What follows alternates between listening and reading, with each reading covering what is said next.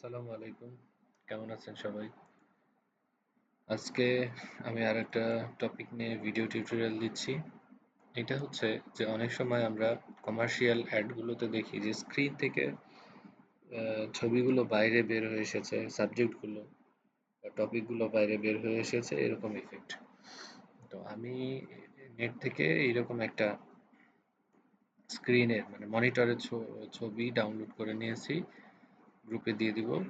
এইটা আমি ফটোশপে ওপেন করে নিয়েছি। এর সঙ্গে আমি আরেকটা ছবি ওপেন করে রেখেছি, সেটা হচ্ছে একটা বাঘের ছবি, যে বাঘ লাফ দিচ্ছে। তো আমি যেটা করব যে এই বাঘের এই ছবিটাকে এই মনিটরের ভেতর থেকে বাঘ বাইরে লাফ দিচ্ছে এরকম একটা ইফেক্ট তৈরি করার চেষ্টা করব। তো আসেন আমরা কাজ শুরু করি। আমাদের প্রথম যে কাজটা হবে সেটা হচ্ছে যে এই মনিটরের এই যে ভেতরে যেইটুকু মানে স্ক্রিন এই অংশটুকু আমাদেরকে প্রথমে সিলেক্ট করে নিতে হবে। দেখেন এখানে সোজা সোজা দাগ আছে এই সিলেকশন এরিয়াটা, অতএব আমরা পলিগনাল ল্যাসো নিয়ে এই কাজটা খুব সুন্দরভাবে করতে পারবো। আমি পলিগনাল ল্যাসো টুলটা সিলেক্ট করলাম, এরপরে ঠিক ভেতরের অংশগুলোতে ক্লিক করে করে আমি সিলেক্ট করে নিব এইভাবে। এটা যেন বাইরের বডির দিকে না আসে, একেবারে ঠিক ভেতরে ভেতরেই থাকে, এটা খেয়াল করতে হবে। এই যে শেষ পর্যন্ত এসে আমি সিলেক্ট করে নিলাম। আচ্ছা, নেয়ার পরে আমার দ্বিতীয় কাজ হচ্ছে যে এই ইমেজটাকে, এই যে বাঘের এই ইমেজটাকে কপি করে এর ভেতরে পেস্ট করা। তো কপি করে পেস্ট করতে গেলে একটা জিনিস খেয়াল করতে হবে যে মনিটর এই দিকে, বাঘ এইখান থেকে বাইরের দিকে লাফ দিবে, এই বিষয়টা খেয়াল করতে হবে। আমাদের ছবিটা আছে উল্টো দিকে। তা আমরা ছবিটাকে ঘুরাই নিব। ছবিটাকে ঘোরাতে গেলে প্রথমে ইমেজ মেনুতে যেতে হবে, তারপরে রোটেট ক্যানভাসে যাব, তারপরে ফ্লিপ ক্যানভাস হরাইজন্টাল এটাতে ক্লিক করব। দেখেন বাঘটা এক ক্লিকে ঘুরে গেল। এরপরে আমি কন্ট্রোল এ চাপবো। কন্ট্রোল এ তে হচ্ছে অল সিলেক্ট, মানে এই পুরো ছবিটা সিলেক্ট হয়েছে। এবার কন্ট্রোল সি দিয়ে কপি করে নিব। আমি এটা মিনিমাইজ করে দিচ্ছি। দেখেন আমাদের আগের ছবিটা কিন্তু এখনো সিলেকশন এরিয়াটা অ্যাক্টিভ আছে।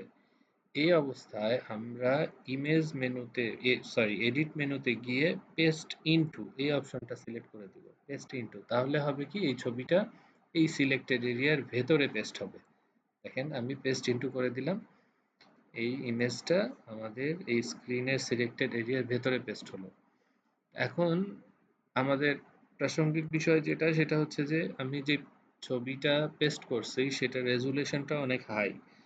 এই মনিটরের ছবির রেজুলেশনের তুলনায় ছবির রেজুলেশনটা অনেক হাই। এখন এটাকে অ্যাডজাস্ট করতে গেলে আমাদের ফ্রি ট্রান্সফর্মের হেল্প নিতে হবে। ফ্রি ট্রান্সফর্ম হচ্ছে কন্ট্রোল টি তে, কন্ট্রোল টি চেপে আমি ফ্রি ট্রান্সফর্ম অ্যাক্টিভ করলাম। এরপরে দেখেন ছবিটা অনেক বড়। আমি কর্নার ধরে শিফট ধরে রেখে, শিফট ধরবো এই জন্য যে এর অ্যাকসেপ্ট রেশিও যেন ঠিক থাকে, ছবিটা যেন নষ্ট না হয়ে যায়। বা এর হাইট ওয়াইটের রেশিওটা যেন ঠিক থাকে সেই জন্য আমি এইভাবে এই পর্যন্ত সিলেক্ট করে নিচ্ছি। এই যে বাঘের মাথার কিছু অংশ বাইরে থেকে গেছে মনিটর বাইরে, এই অবস্থায় এই যে এইভাবে আমি সিলেক্ট করে নিলাম, মানে সেট করে নিলাম। তারপরে এন্টার চাপলাম। এন্টার চাপলে আমার ছবিটা এইভাবে ফ্রি ট্রান্সফর্ম করে এই সাইজে অ্যাডজাস্ট হলো। এখন আমার করতে হবে কি, বাঘের যে অংশগুলো মনিটরের বাইরে আছে এই অংশগুলো আবার কপি করে একটা নতুন লেয়ার করে এই ইমেজের ওপরে নিয়ে আসতে হবে। এটা করার জন্য আমাদের প্রথমে যেটা করতে হবে সেটা হচ্ছে এই যে এখানে যে মাস্কিংটা আসছে এইটার উপরে রাইট ক্লিক করে এটা ডিসেবল করে দেব। Disable layer mask. দেখেন এই ডিসেবল করার সঙ্গে সঙ্গে আমাদের মূল ছবিটা সামনে চলে আসছে।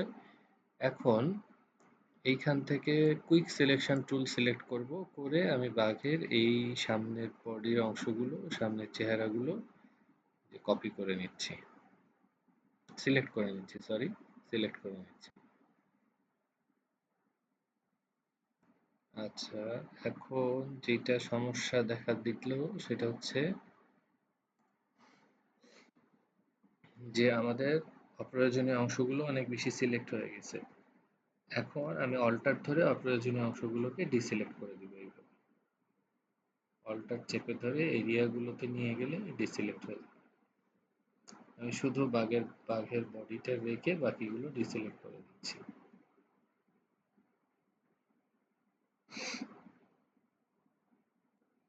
হ্যাঁ, আমার মনে হয় যে আমাদের প্রয়োজনীয় অংশটা সিলেক্ট হয়ে গেছে।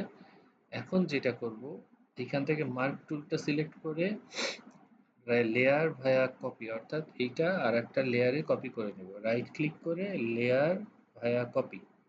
আচ্ছা, এটা এই এই অপশনটা ডিঅ্যাক্টিভ আছে কারণ আমরা এই মাস্কিং বক্সটা সিলেক্ট করে রাখছি। আমরা যদি ছবিটা এইভাবে সিলেক্ট করি, এরপরে দেখেন এই অপশনটা আবার অ্যাক্টিভ হয়ে যাবে।